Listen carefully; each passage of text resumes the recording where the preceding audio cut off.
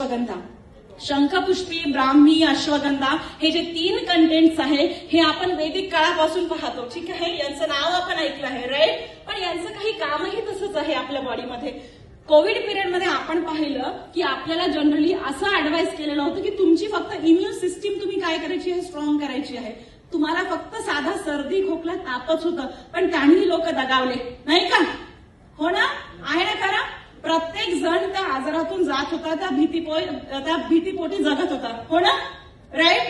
तर हे जे कंटेंट्स आहे हे काय करतात, तुमच्या स्किन सेल्स असो, ऑर्गन सेल्स असो, कोणत्याही प्रकारच्या इम्युन सिस्टीमच्या सेल्स, डब्ल्यूबीसीज असतील, आरबीसीज असतील, प्लेटलेट्स असतील, या प्रत्येक गोष्टीला काय करतात, चॅनलाइज करण्याचं काम करतं. मग शंखपुष्पीचं पहिलं काम आहे तुमच्या बॉडीमध्ये स्ट्रेस मॅनेजमेंटला ट्रिगर करणं, राईट. स्ट्रेस मॅनेजमेंट जर झालं तर आपण म्हणतो की तुमच्या बॉडीची ओव्हरऑल एंडोक्राईन जी सिस्टीम असते ती प्रॉपर होते. कॉर्टिसॉल नावाचा जो हॉर्मोन असतो